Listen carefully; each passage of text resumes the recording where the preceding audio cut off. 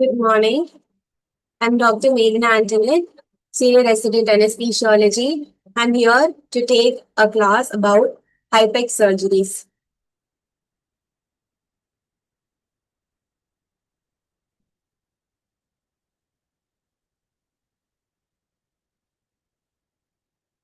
So, we'll start with objectives of the surgery.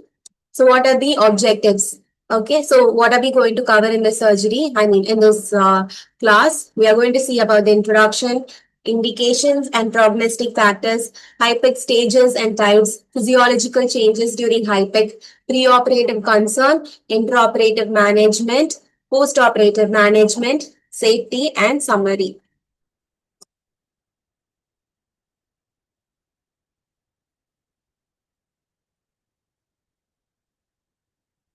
So, introduction. Okay. So, cytoreductive surgery with hypothermic intraperitoneal chemotherapy emerged as one of the primary modalities of treatment for diffuse peritoneal malignancies. So, HIPEC is a well-established treatment for pseudomyxoma peritonei and colorectal, ovarian, and gastric cancer with isolated peritoneal metastasis. So the anesthesiologist plays an important role during HIPEC and cytoreductive procedure. Team approach improves patient outcomes. So just a small history. In 1979, TIPS developed to deliver heated chemotherapy into the peritoneum and tested in humans for administration of HIPEC for locally advanced abdominal malignancies. So mid to late 1980s, Dr. Sugar Baker reported survival benefits in patients with peritoneal dissemination. 1995, Dr. Sugar Baker standardized the procedure and described stepwise approach to cytoreduction. 2016, the HIPEC technique described where the HIPEC given after the closure of the abdominal wound and spread with the help of laparoscopic approach. Dr. Sugar Baker in 1988 first described the surgical removal of visible tumor debulking plus local regional heated chemotherapeutic drugs. So excellent innovations were associated with improved quality of life and median 5-year survival. So, rationale of HIPEC. Intraperitoneal delivery ensures high concentrations of the cytotoxic drug in the local tumor-bearing peritoneum. So, three-compartmental model is suggested wherein a high concentration gradient of chemotherapeutic drug is maintained between the peritoneal cavity and the plasma by this peritoneal plasma barrier. So, adequate cytoreductive surgery. Tissue penetration. Intraperitoneal chemotherapy penetrates tissues up to a depth of 5 mm only. Hypothermia, 41 to 43 degrees Celsius. Selective destruction of the malignant cells by reversible non-selective inhibition of RNA synthesis and mitosis arrest. So, enhance cytotoxicity of heated chemotherapeutic drugs. This is the HIPEC machine. So what are the indications for HIPEC? Peritoneal carcinomatosis, colorectal, appendicular, gastric and ovarian tumors, pseudomyxoma peritonei, peritoneal mesothelioma, low volume peritoneal seeding from invasive gastrointestinal tumors with positive peritoneal cytology, prophylactic to prevent peritoneal metastatic disease in patient developing peritoneal metastasis. So, palliation of malignant ascites. So, selection criteria. So, medical optimization with no active cardiac condition as per the AHA. Absence of extra-abdominal disease, extensive hepatic mets, and significant retroperitoneal diseases. Age 70, peritoneal disease that is amenable to complete or near complete resection. What are the parameters for screening? Preoperative cancer index. So you have to see volume and extent of disease. Abdomen and pelvis are divided into 9 regions. Intestines are divided into 4 regions. So LS0 denotes absence of cancer. LS1 tumor size less than 0.5 centimeter in diameter. LS2 tumor deposit 0.5 to 5 centimeter and 3 will be greater than 5 centimeter. So scores will be graded from 1 to 39. A preoperative cancer index of greater than 17.4 doesn't decrease the chance of any benefit with HIPEC. Understood. If preoperative cancer index is greater than 20, then it should not be done at all. Okay. So this you have to know. Okay. So what are the regions?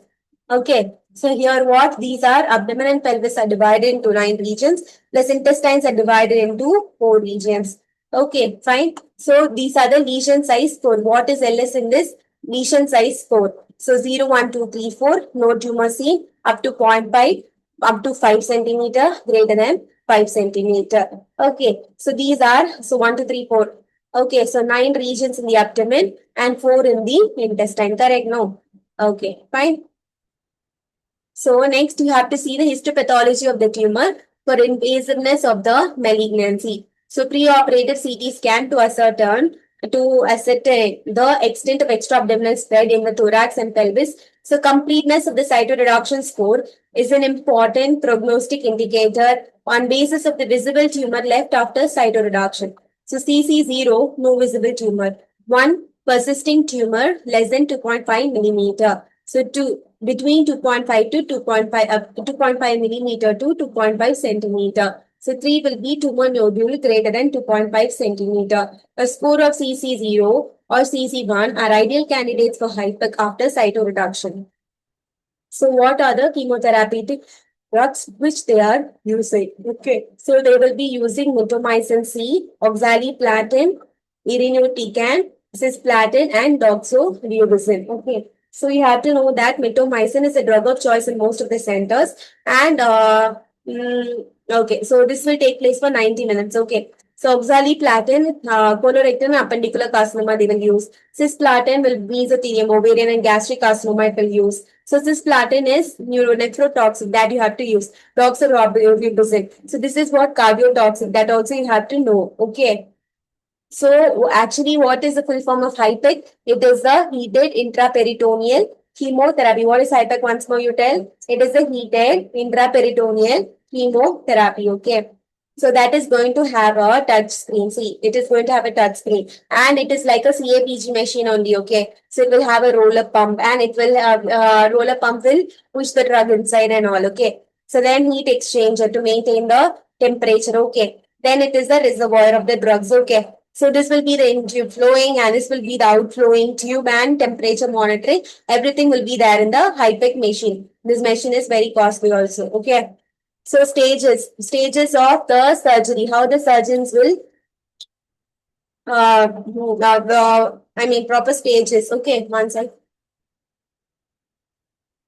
Exploratory laparotomy. Okay. So exploratory laparoscopy to assess for disease progression. So full length midline laparotomy incision and evaluation of the peritoneal cancer. Understood? Any doubts in this? Okay, so first they will do an exploratory laparotomy. They will find how the disease has progressed. Okay, so they can either do a laparoscopy or they can also do a full length midline laparotomy incision evaluation of the peritoneal carcinoma. So if they are doing laparoscopy, then pain will be of less concern when compared to a full length midline. So midline incision is very, very painful. So we will, based on the preoperative assessment, we will see whether to put an epidural or not. Okay. So that is one of a concern. According to your stage, you have to know this. So cytoreduction debulking. Okay. So it is what is that? Removal of the visible macroscopic tumor. It may also involve the organ removal. Whatever they can see visibly, if there is any carcinomatous organs present, all those regions will be removed. So that is called as what? Cytoreduction or debulking. Okay. Then chemoperfusion. Abdominal cavity is then rinsed with heated chemotherapeutic solution. As we saw before, what is the temperature of that? 41 to 43 degrees Celsius. Okay. So intraperitoneal temperature around 60 to 120 minutes. Okay. Fine. Understood. So first what they're doing, exploratory laparotomy, then cytoreduction or debulking, then chemoperfusion will be done. So what are the types which they can do? HIPEC. What is HIPEC? Heated intraperitoneal. What is HIPEC? Heated intraperitoneal chemotherapy. That is, the chemotherapy drugs will be heated 41 to 43 degrees Celsius and it will be injected intraperitoneally. Okay, so what are the types of closed abdominal method and open abdominal method? Okay, so what is closed abdominal method? Abdominal wall is sutured after laparotomy. So chemo drugs inflow and outflow catheters will be there. So similar to the pneumoperitoneum. So open abdominal method, open cavity wash with chemo drugs, better distribution of heat and cytotoxic pollution. But what is that? There is a risk of spillage. Open abdomen technique is performed. Open abdomen technique is performed by the Coliseum technique. So infusate is maintained at a temperature of 43 to 45 degrees Celsius to ensure a temperature of 41 to 43 degrees Celsius of the intraperitoneal fluid. The drug in the perfusate is recirculated within the peritoneal cavity to maintain a minimum intraperitoneal temperature of 41.5 degrees Celsius. So what are the advantages? Direct access of the cavity during administration of chemotherapeutic drugs, manipulation of fluid and bubble for optimal distribution of drug within the abdomen.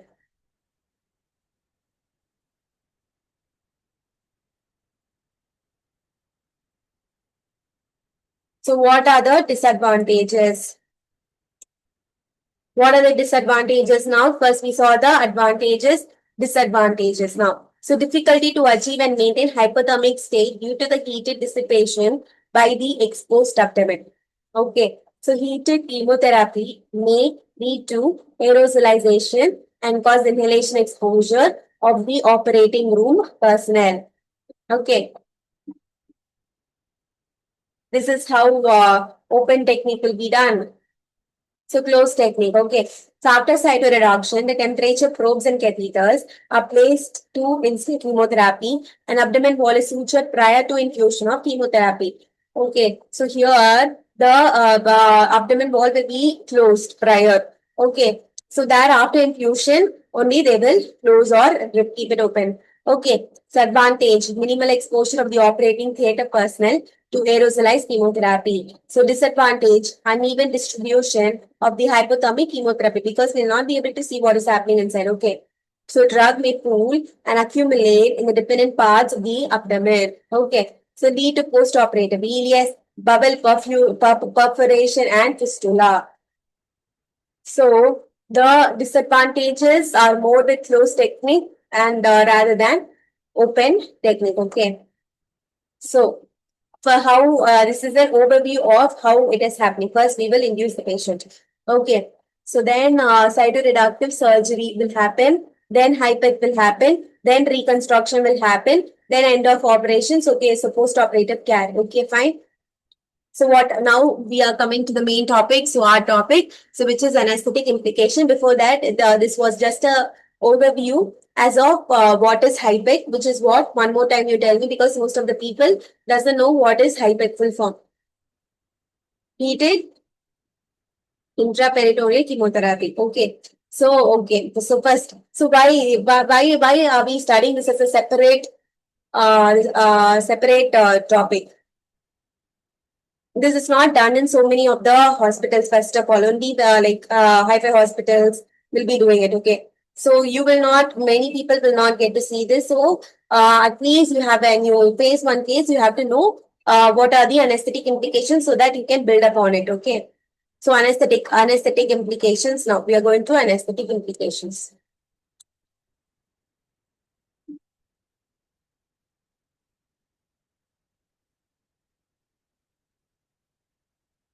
So what are the preoperative consideration?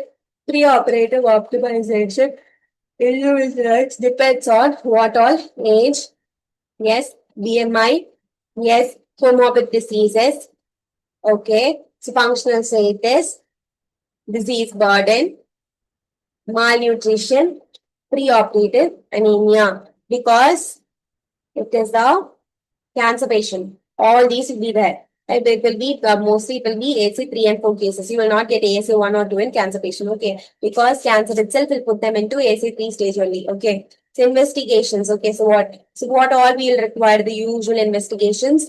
Complete blood count, RFT, serum electrolytes, complete coagulation profile, nutritional status, preoperative albumin level, ILFT. So ECG, echocardiogram is also needed, electrocardiogram is also needed, chest X-ray, blood grouping typing, PFT-ABG, and GFR.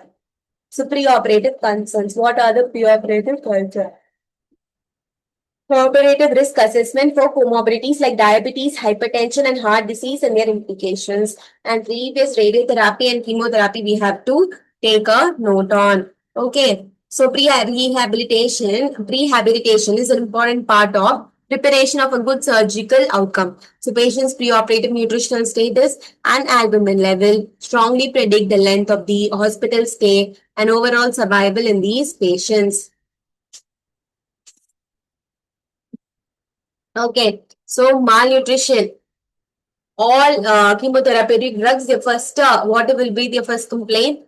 That they are not able to eat, okay? So that is the usual complaint, it's not the first complaint. It is the usual complaint. So malnutrition will be present in greater than 50% of the patient. Okay. So clinical indications of malnutrition includes what? Weight loss. So you should always ask, usually a weight loss of 10%. Okay. So in over last 6 months or so will be considered significant. Okay. So not just like 2 or 3 kg within last 1 year and all is not considered. Okay. So you have to know. So here they are telling, according to the theory, clinical indication of malnutrition includes weight loss greater than 5% in past 3 months. This is also okay. Usually they will tell 10% in 6 months, but the revised version is 5% in 3 months. Okay. So reduced intake. Okay. And a body mass index of less than 18.5 kg per meter square. So, and the patient will have ascites and pleural effusion, okay, so which may lead to basal atelectasis, increased risk for post-operative respiratory complication. So, why? Ascites will push the basal lungs. So, what is going to happen? The base of the lungs will go into atelectasis, okay. So, an increased risk of post-operative respiratory complications can happen. Okay, understood. Next, intensive spirometry in the preoperative period reduces the incidence of pulmonary complication.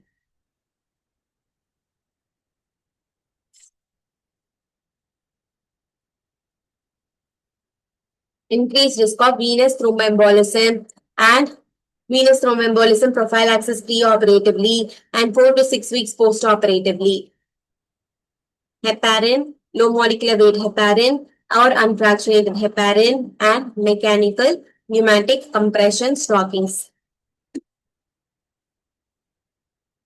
Pulmonary function assessment and management. So chest X-ray or CT, ABG analysis, pulmonary function test, cardiopulmonary exercise testing.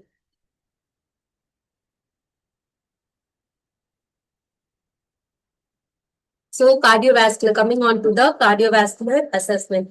Every assessment, and when you're doing it pre-operatively, make sure you go system-wise. If you go system-wise, then you will not miss any points, okay? So that you have to keep in mind, not only for pre-operative, I mean for anesthesia point of view, any case you're going, you're saying, do it system-wise, okay? So cardiovascular assessment, large amount of fluid shift occurs during cytoreductive phase due to large raw surface produced by peritonectomy, ascitic drainage, and blood loss. So, but this is a major surgery. Why? The fluid shift will be there left and right, okay? Because blood is also getting lost and on, and they are going to resect huge portions. So, a huge portion that itself, all water content, everything is going, blood, everything is going. And also the ascites we are draining. Okay, that itself is a huge, like ascites means I have seen even some 3-4 liters of ascitic fluid being drained. Just like that, the BP will drop. Okay, so all these will result in a large amount of fluid shift. Okay, so hyperthermia during hypec leads to peripheral vasodilation. So, and okay, this is the main point. Why? Why? Hypec means what? Heated intraperitoneal chemotherapeutic drugs. So what is the hypothermia going to do? Peripheral vasodilation and reduction peripheral vascular resistance in MAP. So the patient, because of your organ resection itself, your blood loss itself, your ascitic fluid drainage itself, the patient will be on, most of the time the patient will go into supports. Okay, that too, all cancer patients will be very sick. Okay, so okay, so in addition to that, you're going to give hyperthermia. Hyperthermia means it is going to cause what? Vasodilation, peripheral vasodilation, and reduction peripheral vascular resistance and mean arterial pressure. This leads to hyperdynamic circulation with increase in heart rate, central venous pressure, and cardiac index.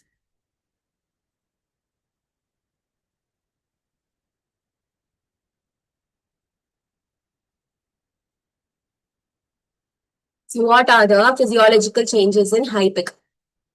Okay, so this is very, very, very, very important. If you're going for this case, you have to know this. Otherwise, there's no point in you attending. Okay, so what are the CVS changes?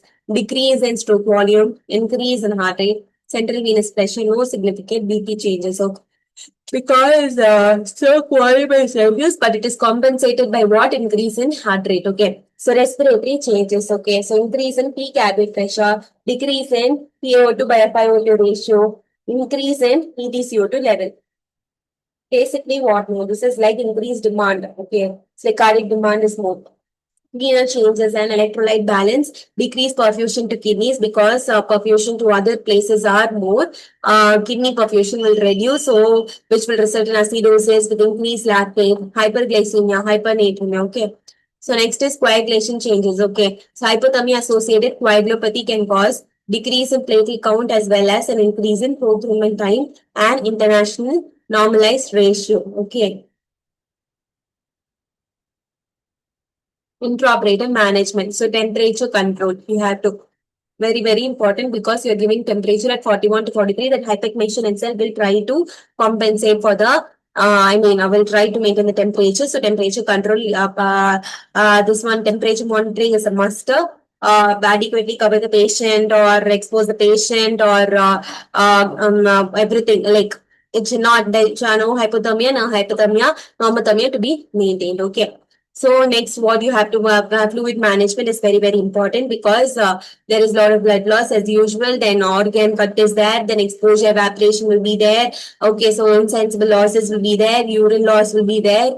Okay, so all this you have to take care. You have to maintain a proper input-output chart. The blood loss should be properly documented. It is a high risk surgery. Major surgery. These temperature, fluid, urine, and all is very, very important. Okay. So next is hemodynamic stabilization, comes the vitals and all. So next metabolic and electrolyte balance. Usually we will do ABG every second heartbeat or so. Okay, so coagulation abnormalities to be seen and glycemic control and pain management. Intraoperative monitoring. What are the monitors you will attach? ACE, what are the ACE standard monitors? Normally, what are the 5 AC? How many AC standard monitors are there? 5. So what are the AC standard monitors? ECG, NIBP, SpO2, EtCO2, temperature.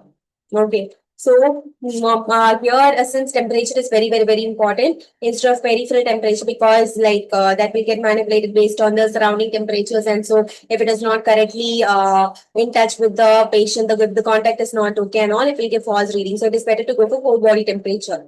What are the core body temperatures available like rectal, nasopharyngeal and so on? Okay, so we will be using nasopharyngeal. Okay. Fine. Okay. So how will you insert that? Take the temperature probe, measure from the tip of the nose to the tragus, and then you insert it. If you insert it further, it will go into esophagus. In esophagus, the temperature will not be right. Okay, fine.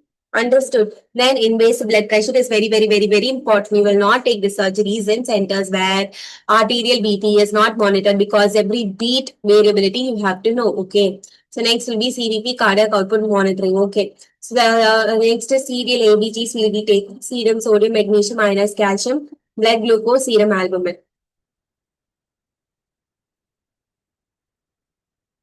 Intraoperative concern. Okay. Induction and maintenance of anesthesia. Patient usually have abdominal distension due to ascites. Okay. So what is that going to cause? This is very, very, very, very, very important favorite question of all the examiners. Okay, so patient usually have abdominal distension due to ascites. So I told so that is why it is going to compress the base of the lung. So what will reduce functional reduction capacity? FRC will reduce. So what is the main this in that risk of aspiration and desaturation? Hence RSI is considered. So also they are prone to coagulation abnormalities in the perioperative period. So advanced point of care coagulation monitoring such as TEGA helps to detect complex coagulation disorders such as hyperfibrinolysis, thrombocytopenia, or factor 13 deficiency. Okay. And perioperative analgesia is to be considered. So epidural provides good analgesia. Epidural is very, very, very important. Okay. The for post-operative pain, for intraoperative pain, the best according to me is epidural. So one person will have one thing. So always there comes something called as multimodal analgesia only. But then in that one mode should be epidural. Okay.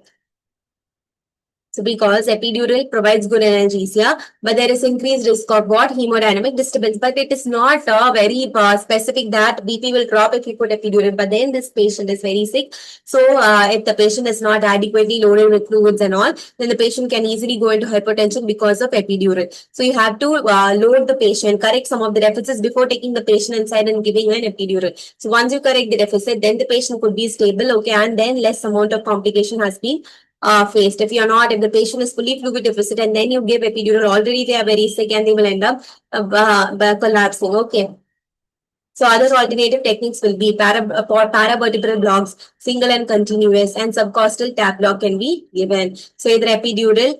If you're not giving epidural, then paravertebral blocks can be given. Okay.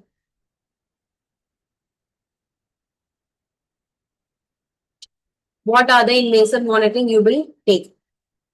Okay. So CVP or pulmonary artery catheter, central venous pressure monitoring, pulmonary artery catheter, you will take it. So arterial line to monitor beat to beat pressure, blood pressure to guide ionodromes and ABG sampling. Okay. So positive pressure ventilation induce changes in stroke volume. So what is going to happen when you give positive pressure? Anyone can tell? You're giving positive pressure, then what will happen? Something happens to intrathoracic pressure and something happens to venous return.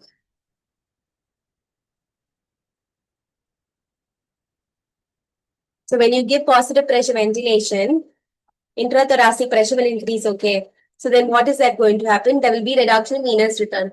Okay, so if a venous return reduces, then what will happen? Stroke volume will reduce, that's all, okay? Hold to stroke volume, cardiac output into heart rate, okay? So to predict fluid responsiveness subgroup. So cardiac output monitoring using fluid drag or VGLU. So cardiac output, stroke volume and stroke volume. Sorry, systemic vascular resistance helps in goal directed fluid therapy. So CPP is very important. Okay. To manage fluid therapy, that is called as goal directed fluid therapy, GDFT. So it is a separately a 10 mark. Okay. So perioperative thermoregulation. So two probes must be kept. Okay. So one temperature probe is famous for core temperature monitoring. Temperature of the abdominal cavity is measured by thermistors present in the inlet and outlet drains of the HIPEC machine. So at least 3 to 4 probes are placed in the abdominal cavity, 2 in subdiaphragm and 2 on both sides of the pelvis. So maintain temperature greater than 41 at least in all areas.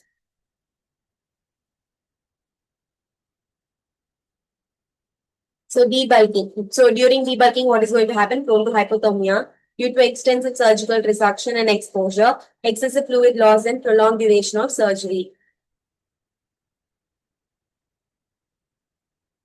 Intraoperative core hypothermia should be prevented. Convective warming devices like forced air warming blankets, bear hugger, warm IV fluids, increase ambient operating room temperature.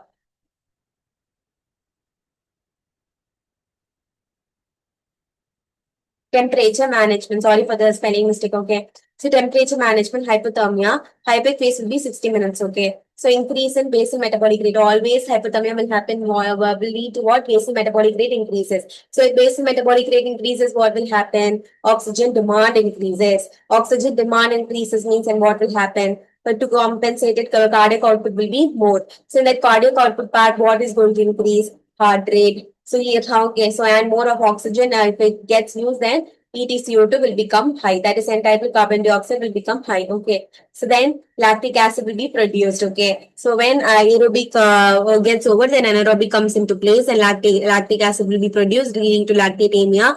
So which will result in metabolic acidosis. So coagulopathies can happen. Renal and liver function dysfunction can happen. Neuropathies and seizures will happen. All these changes are reversible on temperature control. That's why temperature, not only for hyper surgeries or major surgeries, for any surgeries, temperature management is very important. Okay. So preventive measures. Post hypothermic phase, reduce body temperature by 1 to 1.5 degrees Celsius. Okay. So cold IV fluids less than 60 degrees Celsius. So Then cooling mattress, you can place a patient on cooling mattress. Then ice packs can be kept in axilla, groin, head and neck. Then delta temperature, highest temperature minus least temperature, significant predictor of ICU stay for greater than 5 days. So what is this delta temperature? You will take the highest temperature and then you will minus that with the least temperature which is recorded in a day. So significant, this is a significant predictor of ICU stay for greater than 5 days. Okay. Intraoperative fluid. Non-lactate containing balanced solutions such as increase in lactate level can has an increase in lactate level. So Ringer's lactate is avoided. So NS is not a balanced solution. So the mostly which we will use is sterophundin. Okay, that no lactates are present. Okay, so and you have to replace the fluid is 1.6 to 2 liters per hour. Okay.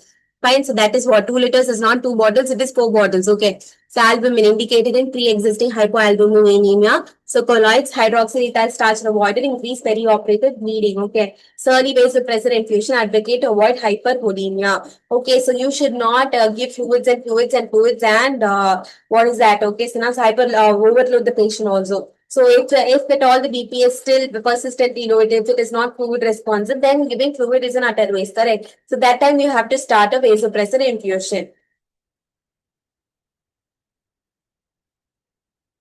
Intraoperative urine output measurement, a surrogate marker of renal perfusion. It is a very important marker of renal perfusion. Okay. Incidence of AKI is also more. That is acute kidney injury will happen in all major surgeries. And in this, it is 20 to 48%, which is high. Higher incidence seen in patients with higher age, higher BMI, major blood loss, systemic hypertension, higher incidence, okay, so of AKI will be seen in all these patients, okay, and in those patients who use angiotensin receptor blockers also.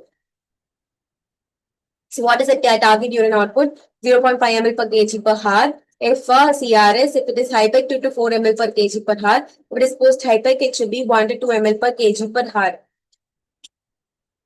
ABG analysis and coagulation monitoring. Serial ABGs are checked every 15 minutes. Okay, some people will do every half an hour or 1 hour.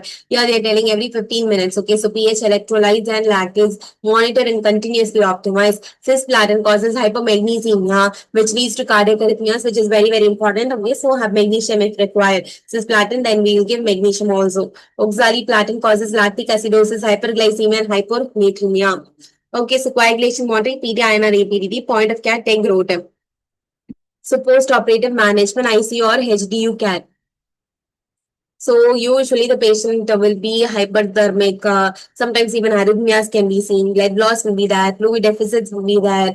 Continuous tachycardia will be there. The pain will be very, there will be more. What is the problem now? If pain is that, then we will not be able to extubate the patient because the pain itself will make all the organs to act as a band. Okay, so once a person is relaxed only, it will be of use. Okay, so ICU outcome depends on early extubation, initiation of parenteral nutrition, maintenance of fluid status, and stable hemodynamics. Management of hemodynamic fluid loss during initial 72 hours after surgery may be high. Hemodynamic changes, urine output and loss from drains and nasogastric tube. Blood and blood products are transfused. So supplement albumin if it falls below 3 to maintain adequate intravascular volume. Coagulation profile, thrombocytopenia due to cytotoxic drugs used and dilutional coagulopathy due to massive fluid shift and blood loss. So coagulation dysfunction peaks at 24 to 48 hours post-surgery with normalization coagulation profile in 72 hours. Take done to manage them. Electrolyte imbalance, analgesia, stem cells prophylaxis, thromboprophylaxis. So analgesia multimodal with local anesthetics and opioid in thoracic epidural, intravenous NaCIDs and opioids. So stress ulcer prophylaxis, prophylactic H2 receptor blockers or PPIs, proton pump inhibitors after hyper can be given. Thromboprophylaxis extended, okay, DVT prophylaxis 28 days. Feeding or nutrition. Okay. Central nutrition is always better than parenteral nutrition. Okay. So respiratory support includes pulmonary rehabilitation, incentive spirometry, deep breathing exercise, CPAP, high-flow oxygen, which is very, very, very important. Okay. Infection control, higher antibiotics, okay, should be used.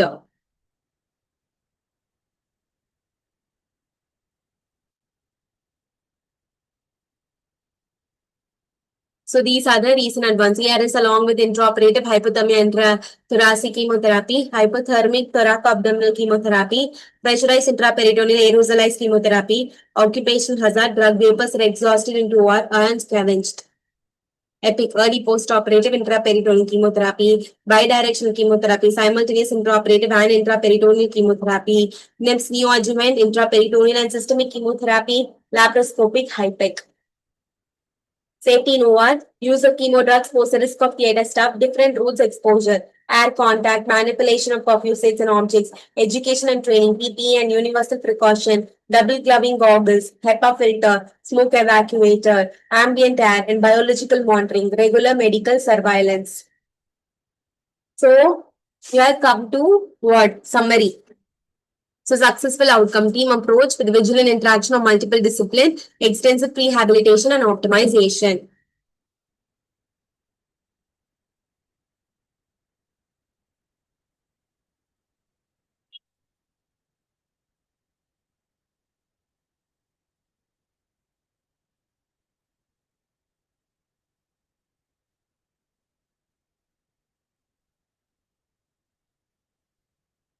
Okay. So, any doubts any people have?